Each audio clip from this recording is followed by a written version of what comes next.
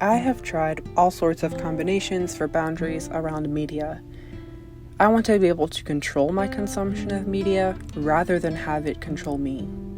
But pretty much all of my attempts only ended up making my addiction to media even more severe. I'll link my previous video on how I discovered my media addiction down below in case you'd like to catch up on what that can look like. But right now, I'm going to share what boundaries I used to have and why I think they didn't work. This is all out of hopes of eventually finding better, healthier boundaries. The first boundary I had was screen time limits. I used to have really strict limits on all my social media apps, nighttime screen limits, and it really didn't work for me. I think this is because I was making media a scarce resource or something that I could sneak, because it is relatively easy to access the apps outside of screen time, and this just created a lot of shame for me, and it wasn't healthy or encouraging me to do something better with my time. Instead, it was just making me think about media more, have the crave for it more, and feel more unsatisfied. I still have screen time limits, and occasionally I'll follow them, but they really aren't a sustainable, effective, holistic boundary toward media for me. The second boundary I tried was just deleting social media altogether. Honestly, that worked really well for me for over a year.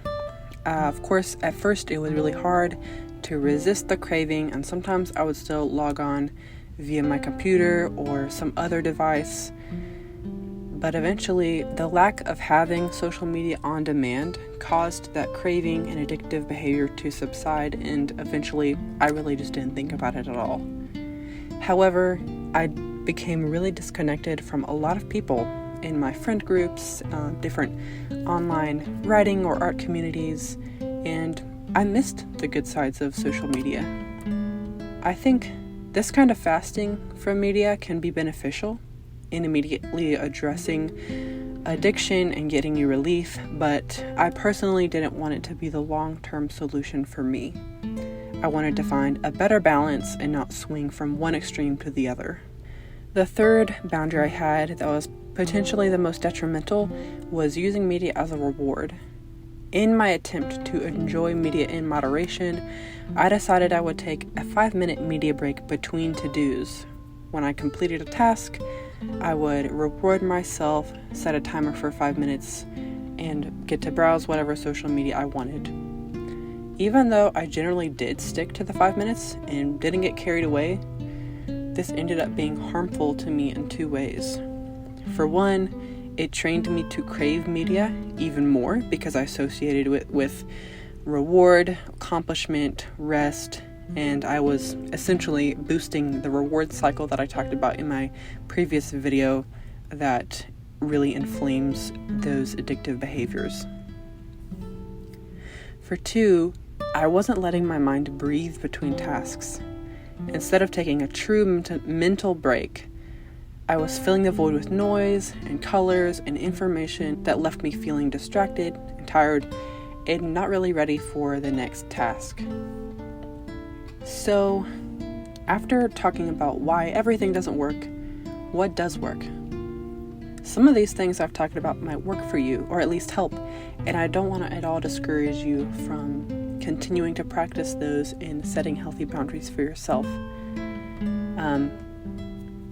For example, I do still occasionally benefit from screen time limit notifications, even if I do bypass them more often than not.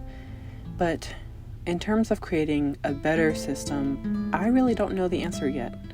I don't know how to have a healthy attitude about social media that is not simply based on my behavior or the amount of time that I spend on my screen, but is really about the quality of media that I'm consuming and not allowing that to detract from other aspects of my life. So in this upcoming week, I'm going to think more about this topic And if you have different experiences from me in any of these other boundaries I've talked about, or you have different boundaries that you've found to be more helpful for you, please share them in the comments or on my Instagram.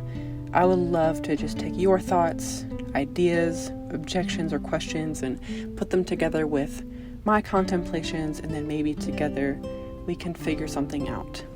I will share our findings next week.